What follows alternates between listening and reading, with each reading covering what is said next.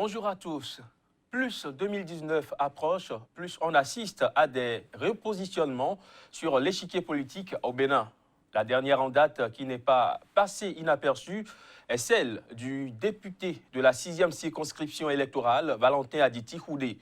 Celui-ci, qui vient de rejoindre la barque de la rupture, se dit séduit par le sens de développement du président Patrice Talon. Cette nouvelle déclaration de flamme au régime en place serait certainement passée inaperçue si l'homme, dans un passé très récent, n'avait pas été le directeur de campagne de Sébastien Ajavon, candidat arrivé troisième au premier tour de l'élection présidentielle de 2016 et qui a d'ailleurs pris ses distances avec le pouvoir en place. Mieux, il n'aurait pas attiré autant l'attention si par le passé, l'homme n'avait pas accusé le candidat Patrice Talon de déstabiliser sa formation politique qui lui avait refusé son soutien pour la présidentielle. Mais entre-temps, on se demande bien ce qui s'est passé. Si pour nombre d'observateurs, il s'agit d'un choix pour la survie politique, d'autres par contre y voient un choix qui pourrait compromettre l'avenir politique de Valentin Houdé, pourtant fin stratège qui a toujours su, par le passé, retomber sur ses pattes. Soutien de Valentin Houdé à Patrice Talon, un choix politique incompris, c'est le thème de cette émission dans laquelle j'ai le plaisir d'accueillir Titus Folly, éditorialiste et consultant média. Bonjour et merci d'avoir accepté l'invitation. Bonjour chers confrères, bonjour téléspectateurs. J'accueille également un autre professionnel des médias, Alphonse Moïse Soudé, journaliste à la rédaction de Radio Soleil FM au Bénin. Bonjour Moïse et merci d'être avec nous. C'est moi qui vous remercie. Bonjour Titus. Bonjour Moïse. Titus Folly, Valentin Houdé qui a déclaré publiquement son soutien à Patrice Talon depuis quelques jours. Quelle appréciation l'éditorialiste en fait? Je suis resté hébété quand j'ai eu cette information le jour où on célébrait les agrafes mariales, le 15 août dernier, le jour de l'Assomption. Analysé sur toutes les coutures, j'ai été un peu embêté sur 3 points. D'abord, quand on a ce profil que nous apprenons, nous qualifions toujours de stratège d'Athènes. Derrière Valentin Houdé, c'est une intelligence, c'est un savoir-faire, c'est une certaine dextérité politique. Mais du jour au lendemain, tout ça allait tomber comme un château de cartes. Et j'en étais déçu. C'était le premier pan de mon analyse. Le deuxième, je ne suis pas surpris. Parce qu'aujourd'hui, à voir les cristaux tels qu'ils sont en quelque sorte positionnés sur le damier politique national, il y a une certaine pression sur un certain nombre de suzerains politiques qui, peut-être pensant avoir la bouée de sauvetage, n'ont que ces opportunités, ces perspectives d'allégeance pour se tirer d'affaire. Et là encore, c'est raté. C'est pourquoi j'ai été encore déçu. Parce que lui, il a la carapace. Il a vu plus que ça. Il avait en quelque sorte la trempe pour encaisser les coups et savoir les esquisser. Le troisième pan d'analyse qui fait que je suis déçu, c'est que par le passé récent, dans un passé récent, pour avoir eu à jouer ce rôle de directeur de campagne de Sébastien Ajavon, quand on dit directeur de campagne, ça veut dire que vous êtes plus qu'un générateur nucléaire. Vous êtes en quelque sorte la matrice, la trame intellectuelle qui accompagne le candidat. Après avoir fini tout ça là. Et dans quel contexte encore? Moi, j'ai suivi personnellement l'honorable Houdé dans au moins 4 ou 5 meetings où le réquisitoire était virulent et véhément. Des charges régulières contre le président Talon, le candidat Talon. Quand on finit tout ça là, tout ça pour ça, j'en suis déçu. Vous en êtes déçu, Titus Folly. Moïse Soudé, je me tourne vers vous. Le soutien de Valentin Aditi Houdé à Patrice Talon, un soutien pas forcément ordinaire, hein, on peut le dire. Vous savez, moi, ça m'étonne parce que la plupart, depuis un certain temps, à commencer par Rachid Badamassi, beaucoup d'hommes politiques ont commencé par aller vers la mouvance. Et est-ce que ils n'ont pas le choix? Parce que si aujourd'hui, vous ne faites pas allégeance au pouvoir en place, votre formation politique sera déstabilisée.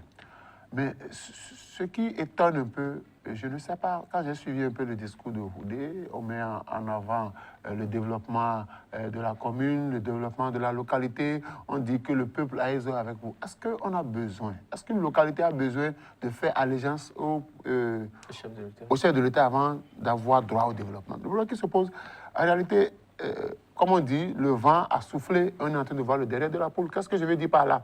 Tous ceux-là qui se sont assemblés derrière Sébastien Ajavon, comme quoi ils sont des fins stratèges. Parce que Houdé, c'est ce qu'on appelle en communication politique le spin doctor, c'est-à-dire que celui qui fabrique le chef. Si aujourd'hui ceux-là arrivent à quitter la barque, je me dis que, écoutez, ils étaient là pour l'argent, pour le pécule, ils ont travaillé pour l'argent. Maintenant que l'argent ne circule plus, maintenant qu'ils ont besoin d'argent, parce que financièrement, il faut dire les choses telles que ça se fait. Ils sont essoufflés, il faut aller de l'autre côté s'abreuver. Et là, ça pose le problème des partis politiques. On fonctionne dans les partis sans vision. On évolue au gré de ses intérêts, au gré de ses humeurs, au gré de la vision de celui qui détient le cordon de la bourse. Et quand ça se passe comme ça, je me dis quel modèle d'homme politique laissons-nous à la jeunesse. Si aujourd'hui, on peut soutenir Talon, peut-être après 2019, on va quitter Talon pour, je ne sais, soutenir peut-être un autre candidat pour 2021. Ça veut dire quoi? Qu'on fait de la politique pour assouvir ses propres intérêts. On va certainement revenir sur le fonctionnement de ces partis politiques avant la fin de cette émission. Titus Folly, est-ce qu'on peut mettre ce repositionnement de Valentin Aditi Houdé à l'actif de ces traditionnelles instabilités politiques qu'on a l'habitude d'observer par ici à la veille de chaque élection législative, vu que l'échéance de 2019, c'est désormais dans moins de 2 ans? Les repositionnements sur les listes électorales pour les législatives. Oui et non. Oui, parce que je viens de dire tout à l'heure qu'il y a une féroce pression qui est exercée sur un certain nombre de fédateurs, de salisseurs politiques. Mais non, parce que lui, Houdé, a déjà eu, en quelque sorte, ce qu'on appelle le vécu. Et ce vécu-là ne devait pas lui permettre de commettre cette erreur. Parce qu'aujourd'hui, il est passé à côté de la plaque. C'est une erreur stratégique qu'on analyse aujourd'hui, le damier de la 6e circoncision. Aujourd'hui, regardons, prenons, moi je voulais prendre appui en faisant cette analyse sur les derniers résultats de la présidentielle. Il a été le directeur de campagne de Sébastien Ajavon. Son éternel adversaire politique, Barnabé Dassegui, actuel ministre de la décentralisation, qui, en quelque sorte, quadrillait le terrain pour Patrice Talon, l'a battu à plate couture. Les résultats obtenus par Houdé, ce n'étaient que des rases-mottes, comme on le dit en termes électoraux. À partir de là, il devait comprendre qu'en se repositionnant aux côtés du chef de l'État, ce n'était pas l'issue, ce n'était pas en quelque sorte le filon qu'il pouvait exploiter pour 2019. Aujourd'hui, les circonscriptions doivent faire les repositionnements. On doit faire les listes au regard des performances électorales de Dassegui. Dassegui serait tête de liste et lui peut-être en deuxième. Et en deuxième, vous savez, au regard de ces têtes de pont qui sont positionnées dans cette 16e circoncision, 6e circoncision du moins, il n'est pas permis d'avoir 2 pour le compte du chef de l'État. Donc, en faisant ce repositionnement, Valentin Aditi s'est lourdement trompé. Et justement, est-ce que ce ne sont pas ces résultats obtenus lors des dernières élections qui motivent un peu l'homme à aller de ce côté-là? Parce que du côté de Sébastien Ajavon, c'est le calme plat. Jusque-là, l'homme s'est déclaré homme politique, mais jusque-là, on ne voit rien venir. Non, au contraire. Les analyses sont restées un peu dans une perspective anecdotique, fantomatique. Bon, il paraît que le président Ajavon a fait un repli tactique, on ne le voit plus. Donc, les hommes politiques, pour la plupart, se disent, bon, il vaut mieux être à la remorque de celui-là qui est dans l'effet de l'action. Celui qu'on dit qu'il est dans une torpeur fantomatique, mais en train de tisser son filet. Il est en train de tisser ses liens et il fait un travail de réseautage. Quand on a fini de connaître ce passé récent après l'échec, il faut changer de stratégie. D'avoir compris que maintenant, ce n'est plus dans le bling-bling qu'on gagne les élections, mais dans une stratégie fine, pensée, mieux réfléchie. Et donc, en faisant ce repositionnement, Houdé peut-être a oublié ses résultats. Il devait, à l'aune de ces résultats passés là, devait mieux faire l'analyse, savoir que c'est Adjavon qui lui permettrait encore d'avoir la bouée de solidarité. On va revenir à vous, Titus Folly. Moïse Soudé, la même question s'offre à vous. Est-ce qu'on peut mettre ce repositionnement de Valentin Roudé sur le compte de ces repositionnements traditionnels qu'on enregistre à la veille des élections législatives? Tout le monde veut être sur une certaine liste, une liste gagnante, si je peux m'exprimer en ces termes. Forcément, les gens sont ne commencent pas à penser à sauver leur siège. Il se dit que, vu les scores obtenus par le candidat Patrice Talon dans la 6e, il vaut mieux que je me repositionne peut-être pour être tête de liste, sinon deuxième. Parce que si vous vous opposez à quelqu'un comme Dassigli, vous savez, la crise qu'il y a Dassigli avec Houdébé, tout ça, là, il a pensé à ça. Et lui, en tant qu'homme politique, il ne se voit pas être absent dès 2019 au Parlement. Donc, certainement qu'il est en train de se garantir une place. Mais est-ce que c'est normal qu'un homme politique ne soit là que pour faire le jeu des intérêts? Parce que, vous savez, si demain, il y a clash entre Patrice Talon et Houdé, j'aimerais bien écouter Houdé. Quel discours va-t-il tenir? Parce que, vous savez, ne prenons pas nos populations pour des bétails électoraux. Parce qu'aujourd'hui, vous leur dites, allez à gauche, après aller à droite, sans pouvoir leur dire quelles sont vos motivations réelles. Comment j'ai suivi le discours, j'ai compris que c'est un problème de repositionnement. Il craint déjà pour 2019. Et vous allez voir, après 2019, dès qu'il va retrouver son siège, dès qu'on va élire le bureau de l'Assemblée, on va former la commission, vous allez voir ce qui va se passer. Parce qu'il va quitter la perspective, il va penser déjà à 2020, où nous allons faire les communales, parce qu'il aura des candidats à positionner, et après ça, il va encore peut-être changer de camp pour 2021. Donc, nous allons commencer à partir de fin décembre. Vous allez voir comment ça va se passer. Les changements de camp. Parce que les gens m'ont dit, nous avons 3 élections qui se suivent. Il vaut mieux que en fonction de celui que je veux positionner pour l'année qui suit, il faut que je change de camp. Rien ne nous dit qu'en 2021, Houdé ne va pas revenir avec Adjavon. C'est forcément. Et il va se dire, si Patrice Talon ne veut pas être candidat, alors je retourne à la base, je vais faire mon mea culpa et expliquer à Adjavon pourquoi je suis parti. Parce que les hommes politiques, ils sont éternellement comme ça au Bénin. On change de camp, on revient à la maison, c'est comme la femme qui a ramassé les bagages, qui est partie, qui revient pour dire « Oh chérie, j'ai vu un homme qui m'a trompé, je demande pardon ». C'est la même chose. Donc, je dis, mais quand ça se passe comme ça, quel modèle on donne à la jeunesse? Parce qu'aujourd'hui, vous allez constater que il y a des jeunes qui se lancent dans la politique et qui ont pris des célébrités comme modèle. Beaucoup de gens, moi personnellement, je respectais Houdé parce que je me suis dit, voilà quelqu'un qui politiquement, il a de la culture. Mais quand j'ai suivi ce qui s'est passé le 15, j'ai dit, bon, basta. Vous posez des questions. C'était du tigre en papier. Alors, Titus Folly, au regard de votre analyse, on a l'impression que finalement, Valentin Aditi Houdé, ce choix opéré récemment, c'est un choix pour la survie politique. Est-ce que vous donnez raison à ces observateurs qui énoncent cette thèse? Oui, décrypter sous toutes les coutures, bon, il n'y a que ça. C'est un choix la survie politique. Non, au-delà même de survie, j'ai l'impression même que c'est un instinct. Un instinct. Il a surfé sur l'instinct grégaire de suivi. Il faut pas tourner autour des mots. Surtout lui. Je vous ai dit, j'ai personnellement suivi 4 de ces meetings à Glo, à l'arrondissement, où ce n'était pas des pécadilles. Il a été virulent. Les mots étaient choisis à dessein contre le candidat. À la limite. Bien sûr, contre le candidat Talon de l'époque, où toutes les affaires, présumées ou non, sont revenues. Il les a écumées de manière intelligente. Et quand on finit de faire ça là, et qu'on revient 1 an et demi, 2 ans après pour faire ce qu'on a fait là, bon, moi, je dis que c'est de l'instinct grégaire. Bon, on fait ça pour se repositionner, pour se donner, bon, un bol d'air en entendant mieux. C'est dommage. Donc, vous savez, quelque part, quand je prends du recul, j'approfondis l'analyse, je me dis, c'est de la survie. Au regard de ce qui s'est passé au niveau de la Renaissance du Bénin, au regard de ce qui se passe actuellement au niveau du PSD. Et j'ai dit ici, un autre plateau de télévision, on va déstabiliser tous les partis politiques. Tous les partis politiques qui n'iront pas vers la mouvance seront forcément déstabilisés. Et c'est tellement que Houdé veut sauver son parti politique, c'est la seule chose qui lui reste, et il a été obligé d'aller dans ce sens-là. Sinon, on a fini avec la RBR, on est en train de finir avec, qu'on appelle,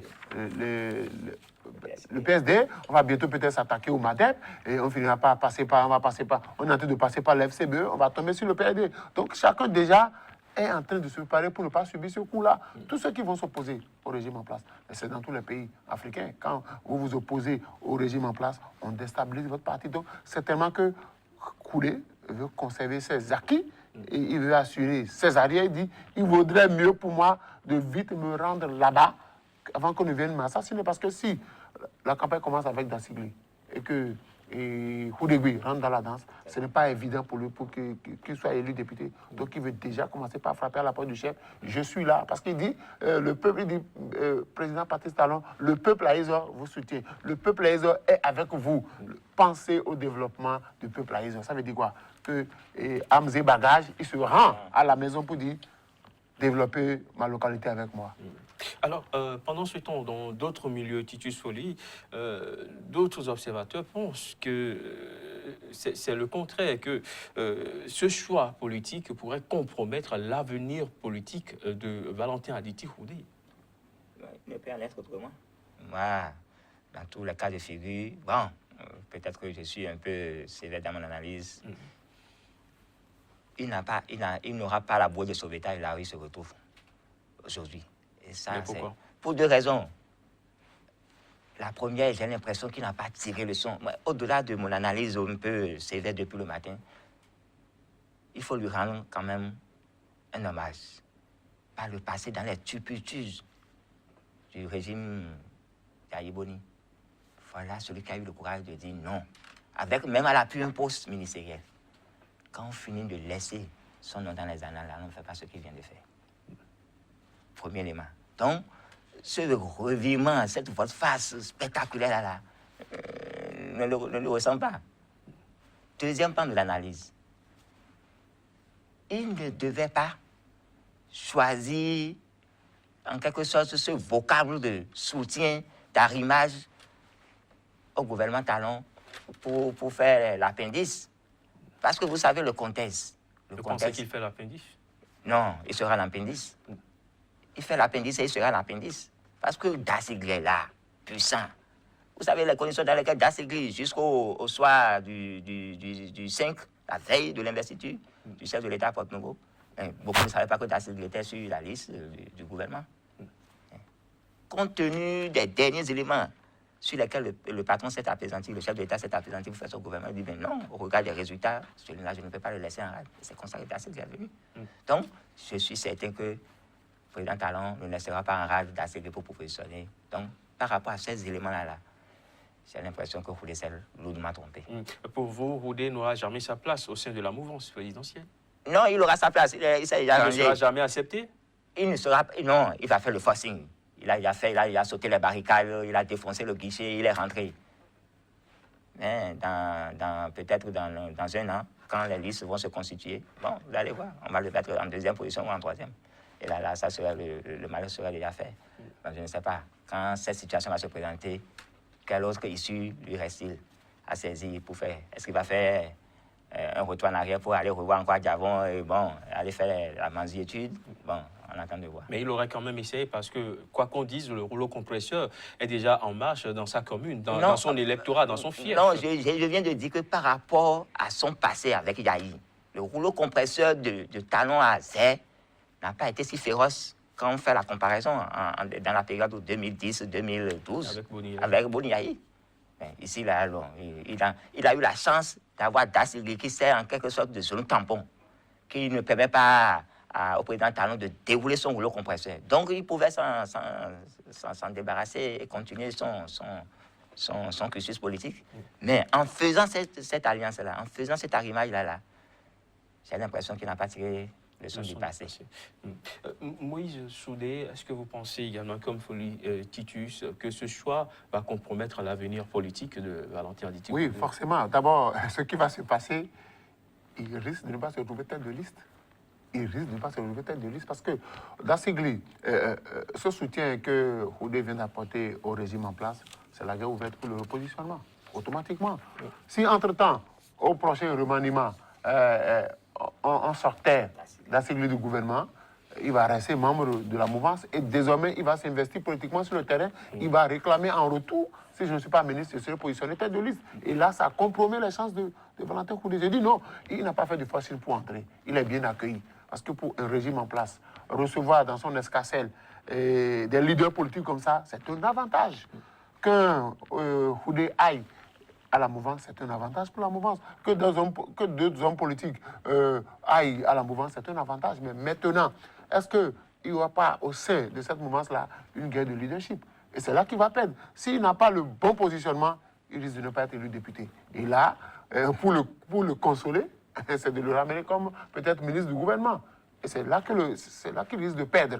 Parce que ne pas se retrouver à l'Assemblée, ou à l'Assemblée, j'ai un mandat de 4 ans, c'est-à-dire que même avec le départ du président, je peux être encore député. Si je perds là et qu'on me nomme ministre, ça veut dire qu'avec le départ du président, je pars avec lui. Donc, c'est là qu'il va beaucoup perdre. Donc, il faudrait que les négociations soient bien réglées pour qu'il soit peut-être tête de liste, c'est ce qui peut le sauver.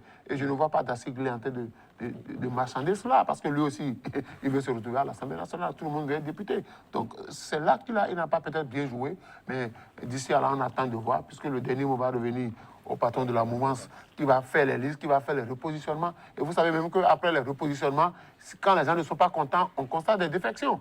Et déjà, on commence par saboter la campagne sur le terrain. Donc, c'est certainement là, on va attendre de voir le retour du chef de l'État, et la rentrée gouvernementale avec le remaniement.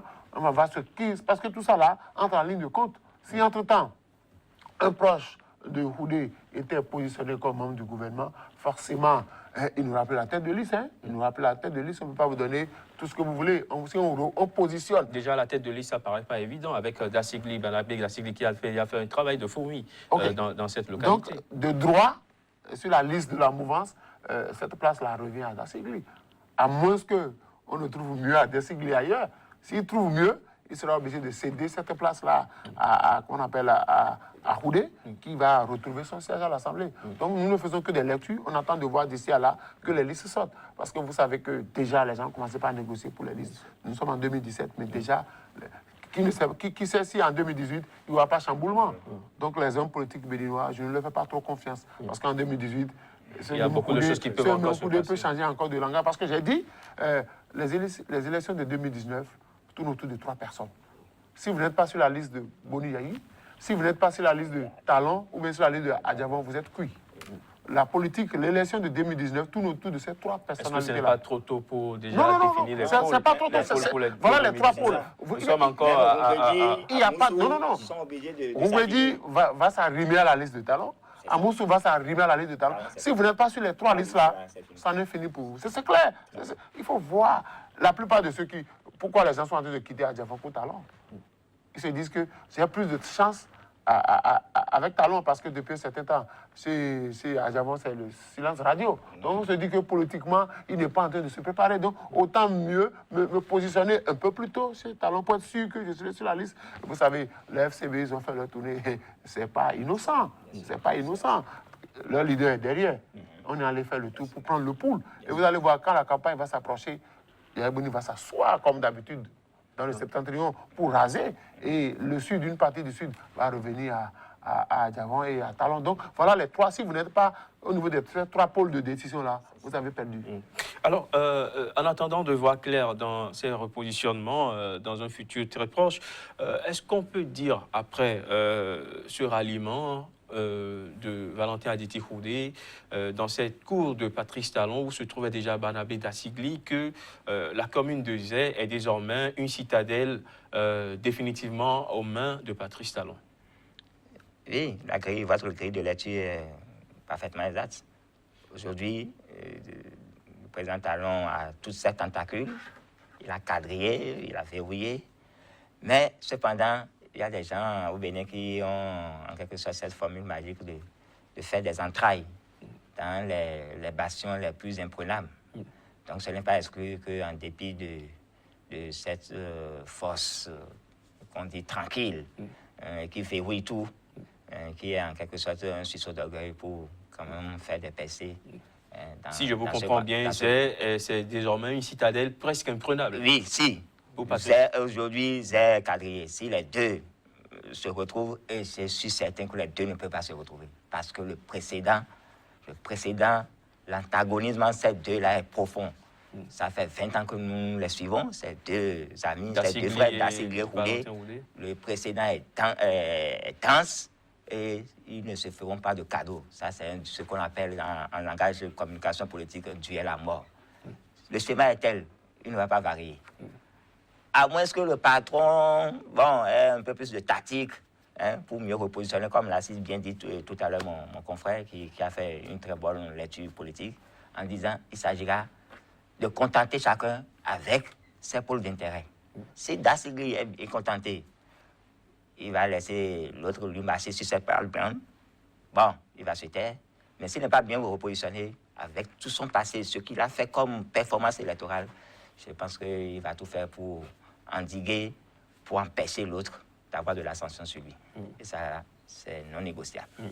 Moïse Soudé disait une citadelle presque imprenable aux mains de Patrice Talon. Non, rien n'est acquis pour le moment. Je vous ai dit, rien n'est acquis. Nous sommes en 2017. Un tonton Pio peut apparaître en 2018. Hein? Oui, mais vous savez ce que c'est. Depuis des années, ça a été une dispute âpre, un duel à mort entre Houdé et Dassigli. Ne croyez pas la présence d'un troisième larron. Quand les deux frères vont commencer par se battre, forcément, ça va profiter à quelqu'un. Puisque vous ne voulez pas vous entendre, alors la population est capable de dire, puisque depuis des années, vous deux là, vous refusez de vous entendre, on ira vers une troisième personnalité pour faire une nouvelle expérience. Donc, je crois que s'ils se réclament tous deux de la mouvance, ils ont intérêt à taire leur queue.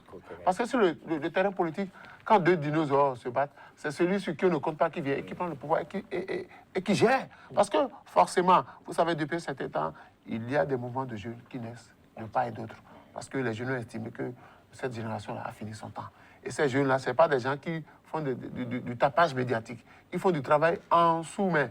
Hein, organiser les cours de vacances, aider les petits au cours de l'année scolaire. Vous savez, quand vous aidez un enfant à payer la scolarité, vous avez déjà conquis le cœur de ses parents. Donc voilà des stratégies que les jeunes sont en train de développer sur le terrain. Et quand les deux là ne vont pas s'entendre, ça va profiter à ces jeunes-là. Donc je dis, si le président Patrice Talon veut maîtriser Zé, il faut qu'il maîtrise les ardeurs de ces deux hommes politiques-là. C'est-à-dire qu'on appelle chacun, je te donne ça, tu sais dans l'autre. Parce que aujourd'hui, la politique au Bénin, c'est un jeu d'intérêt. Quand l'intéressé est satisfait, il est prêt à tous les sacrifices. Mais quand vous ne lui proposez pas ce qui peut lui permettre d'avoir une survie, parce que c'est ça en réalité. Si je disparais, il y a des hommes politiques qui ne sont plus élus, qui ne sont plus députés, qui ne sont rien, mais qui ne parlent plus parce qu'ils ne peuvent pas parler. C'est seulement sur la scène politique qu'ils ne parlent plus. Ouais, déjà, certains députés comme Léo Koulola, ils ont quitté la base FCBE. Ils sont déjà allés à la mouvement parce qu'ils se disent que, est-ce qu'avec FCBE, j'ai la chance? Est-ce que le rouleau compresseur du régime en place ne va pas m'écraser? Autant pour moi, déjà en 2017, de courir là-bas pour qu'en 2019, je sois positionné. Donc, chacun est en train de courir pour ses intérêts. Et vous ne pouvez pas aujourd'hui refuser aux hommes politiques de courir après leurs intérêts. Parce qu'au Bénin, on ne fait pas déjà la politique à partir de la vision. Tant qu'on ne va pas faire désormais la politique à partir de la vision, à partir d'un plan de société, il y aura toujours ça va-et-vient à gauche et à droite, quoi. Alors, l'autre chose qu'on constate après ce choix de Valentin Houdé, c'est que visiblement, Sébastien Ajavon continue de perdre des plumes. Après les députés Rachidi Gbadamassi, Nazer Sado et même Mathurin Nago et d'autres encore qui, visiblement, sont beaucoup plus proches désormais du président Patrice Talon, c'est au tour de Houdé, qui a même été son directeur national de campagne, de lever les voiles. Alors, c'est à se demander ce qui restera de l'édifice politique de Sébastien Ajavon avant 2019. Et je vous ai dit que, bon, peut-être dans sa torpeur, bon, on peut avoir cette analyse-là. Mais quand on finit de connaître ce passé récent, il use de changer de stratégie. Et je suis sûr que Ajavon est en train d'apprendre. Il a pris bonne note de tout ce qui a été, en quelque sorte, la cause de son échec. Et il est en train de changer la trame intellectuelle de la prise de pouvoir. Je suis certain que, après cet attroupement, vous savez que, bon, les moustiques n'aiment pas trop les attroupements. Bon, après cet attroupement, des Mohicans, de ceux-là qu'on appelle les leaders incontestés, Les grands électeurs. Les grands électeurs. Il en avait hein, dans une remorque indescriptible. Mais ça n'a pas Ça forcément n'a pas marché. marché. Alors que dans le même temps, le président Talon, qui avec à peine 2 partis politiques, 2, il y avait que Candide Azanaï, Saka Lafia au nord et peut-être Djogbenou ici, il a pris le pouvoir. Donc, il était important de changer cette trame-là et de comprendre que, au-delà de ces suzerains, le travail de terrain, avec les unités mobiles d'électeurs, compte mieux que de s'agripper à ces personnalités qu'on pense être incontournables. Si Adjavon continue de rester, de continuer pas faire la bataille des grands électeurs, c'est les grands électeurs, ils se positionnent, il va encore se tromper. Là, il a fait l'expérience, donc permettez-lui au moins, cette fois-ci, de changer la trame intellectuelle de la stratégie politique. À vous écouter, c'est à croire que le départ de ces grands noms, de ces Mohicans, comme vous les qualifiez, n'enlève rien à la force politique de Sébastien. Il a compris, s'il se tait, il ne dit rien. Vous avez vu sa dernière sortie, il y a en Pâques, à la veille de Pâques, il disait, j'ai appelé certains étaient mes proches, mais lors du vote, du fameux vote à l'Assemblée, pour la révision de la Constitution, ils n'ont pas suivi mes consignes. Donc, il a compris et il ne fait pas de mystère autour. Il a compris que, bon, l'autre a dit, ils sont venus pour le dealer. Ils sont venus pour le taler. Ils ont fini. Maintenant, ils attendent peut-être encore les prochaines échéances électorales pour encore que ce soit nourri encore ou bien signer encore d'autres charges contractuelles. Mais l'autre a compris et je suis sûr qu'il ne va pas faire perpétuel recommencement. Et c'est là où les gens comme nous devons l'apprécier pour dire bon, de continuer. Parce que quand vous faites dans la stratégie de conquête du pouvoir, vous commettez des erreurs. Vous devez tirer les leçons. Et beaucoup avaient dit cette main tendue, cette force, cette alliance hétéroclite qu'il y avait autour de lui, certains avaient prédit que ça n'allait pas donner les résultats. Et au finish, c'était la réalité. Et ça dit que cette vague de Mohicans vers Patrice Talon ne va pas forcément marcher du côté de Patrice Talon. Attendez pour voir. J'ai l'impression que le peuple béninois est devenu un peuple qui s'est émerveillé. Mystérieux. Un peuple qui a plus d'un tour dans son sac et qui s'est distribué au moment venu les bons coups et les mauvais. Ça a terminé. Vous savez ce qui va se passer du côté de Patrice Talon, on sait qui est léger en politique. On sait ce que chacun pèse au niveau de la politique, parce qu'il faut dire les choses clairement. Patrice Talon a participé à la fabrication d'un certain nombre d'entre eux. Donc, on sait qui est léger, on sait qui est pas plus. Donc, ce n'est pas évident. Vous savez, moi, j'ai toujours dit, dès que le président Sébastien Adjavon était candidat, et que pour le dépôt de dossier, il y a des erreurs, j'ai dit cela, c'est plus des hommes politiques. Parce que je ne veux pas avoir été candidat plusieurs fois à une élection et que je suis chargé d'aller déposer le dossier d'un candidat et je fais des erreurs. Erreurs de débutant, j'ai compris que cela, c'était... Vous aviez compris que ça n'allait pas marcher en ce moment? Que ces gens-là, c'était pour la politique du ventre. On est venu pour le pécule. Et je crois qu'aujourd'hui, à partir de 2019, l'argent n'aura plus son sens. Parce qu'on a compris aujourd'hui. Ça veut dire que c'est ceux qui font la politique propre. Parce que ceux-là qui bougent d'un parti à un autre, ce n'est pas de la politique, ça. Quoi qu'on dise, ce sont de grands électeurs. Des gens dont les consignes sont quand même suivies. Non, c'est faux, c'est fini ça. Les consignes que les gens ont données pour l'élection dernière, ça donnait quoi? Ça donnait quoi? Vous connaissez la différence du ventre, Sébastien Adjavon et Patrice Talon, 200 000 voix. Ça fait mal. Non, 53 000 voix. 53 000 voix, ça fait mal. 53 000 voix. C'est-à-dire que, malgré toutes ces personnalités qui m'ont fait allégeance, Malé Hossous, et qu'on appelle Sado, Houdé, Adjovir, Rachid Badamassi, 53 000 voix. Aujourd'hui, tous ceux-là sont déjà, Prudentiaux est déjà à la mouvance, ils sont tous allés à la mouvance. Ça veut dire quoi? Qu'ils étaient venus pour régler un problème d'intérêt précis. On ne veut pas du candidat de Yahi Boni, on ne fait pas tellement confiance à Patrice Talon. Et aujourd'hui, Patrice Talon les a fait peut-être pour mieux gérer nos affaires, pour garantir nos intérêts, autant être avec Patrice Talon. Adjavon Sébastien n'est pas au pouvoir, qu'est-ce qu'il peut nous donner d'autre? Il ne nous garantit rien. Mais forcément, ça va enlever des plumes quand même à Sébastien Adjavon, parce que ne l'oublions pas, en 2016, il était nouvellement venu en politique, on ne connaissait pas son poids. Est-ce que quelque part, ces grands Mohicans autour de lui Non, vous savez- n'avaient pas servi à quelque chose? Écoutez, si ce grand Mohicans, il n'en servi à rien. C'est-à-dire, quand vous gagnez le cœur du bas peuple, c'est fini. C'est quand vous gagnez. Parce que moi, j'ai vu sur le terrain, j'ai eu la chance de tourner un peu en reportage. J'ai vu des gens qui ont reçu du matériel, qui ont reçu de l'argent à remettre aux populations, qui les ont gardés pas devant eux. Et ça fait mal à des personnes. On dit, ben, on a rien eu, les gens ont tout. Et ils ont sanctionné. Vous savez déjà que la politique, ça continue avec l'argent. Donc aujourd'hui, les gens ont compris qu'en réalité, ce n'était pas le candidat qui a fait le jeu, mais c'est ceux qui représentaient le candidat sur le terrain qui sont les faux jetons. Donc aujourd'hui, on a déjà vu les faux jetons. On a commencé par voir les faux jetons. Que ce soit dans j'ai dit, les 3 pôles. Quand vous prenez le pôle de Yahya Boni, on sait qui est faux jeton.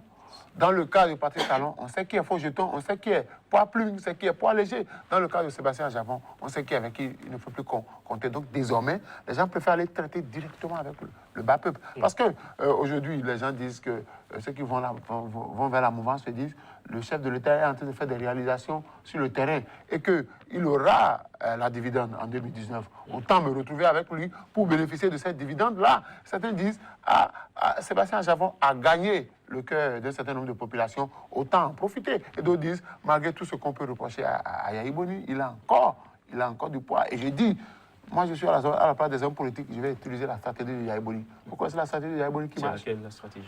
Tu me soutiens, fais une déclaration publique. Alors, il a un Soulaké, qui toi? On va évoluer dans ce débat. Titus Folly, un ancien directeur de campagne de Sébastien Adjavon qui se jette dans les bras de Patrice Talon dans le contexte actuel qu'on connaît. Cela pose-t-il une fois encore la question, le problème de la place de la conviction en politique? Doit-on croire que la conviction et l'éthique ont définitivement déserté le milieu politique? Oui, je partage votre analyse. Mais c'est quand même une question. Oui, je partage votre analyse, parfaitement votre analyse. Il y a, dans la foulée de cette bataille entre Séverin Adjovi, parce que moi j'étais un peu dans les coulisses, là, entre Séverin Adjovi et Valentin Roulé pour le poste de directeur de campagne. Adjovi disait en parabole, Séverin Adjovi disait en parabole que bon, on se trompe sur la posture des gens. Bon, que ce poste-là ne devait pas revenir à n'importe qui. Parce que, bon, en matière de représentativité, il y a des choses encore qu'on pouvait corriger. Donc, si entre eux-mêmes politiques, pour résumer, entre eux-mêmes politiques, ils parlent même déjà de représentativité. Donc, tout est dit. Et depuis ce jour-là, j'ai gardé cette formule-là. Entre eux-mêmes, acteurs, les professionnels de la chose politique se disent, entre eux-mêmes, ils se disent, bon, il y a des gens dont la posture permet de faire des zones sociales. Il y a d'autres qui sont là, bon, il est bien vrai, ils ont des succès électoraux, mais en matière de représentativité... Finalement, quelle est la place de la conviction, de l'éthique? Non, depuis 90, depuis qu'on a amorcé ce processus, le renouveau démocratique, où notre seul mérite, c'est d'avoir des étoiles que nous ne méritons pas. Notre seul mérite, c'est de faire régulièrement les élections. Il n'y a plus rien dans la classe politique. Il n'y a plus rien en matière, d'abord, de ce qu'on peut appeler le contrat social. Vous voyez que c'est un vide là. Depuis 90, aucun leader n'a pu accéder à la marina sur la base de programme. Ce sont les seconds couteaux. L'argent, les consorts. Non, au-delà même de l'argent. Les seconds couteaux, ceux qui ne sont pas des professionnels de la politique, c'est eux qui arrivent à tirer leur épingle du jeu. Donc, d'abord, ceux qui devaient incarner en quelque sorte la posture nécessaire pour prendre le pouvoir n'ont pas été capables de projeter cette image-là reluisante qu'il fallait pour convaincre davantage le peuple, pour continuer le chemin avec eux. Et à la fin, on est là, groggy, et tous les jours se demandent quand est-ce qu'il y aura le changement. Bon, peut-être avec les quadras, Comme nous et autres, là, bon, peut-être on va changer la trame. Moïse Soudé, la place de l'éthique et de la conviction en politique au Bénin. Il n'y a ni éthique, il n'y a ni conviction. Je vais vous donner un exemple. Depuis 1990, là, dites-moi si un homme politique a été élu président de la République. Non. Non, jamais.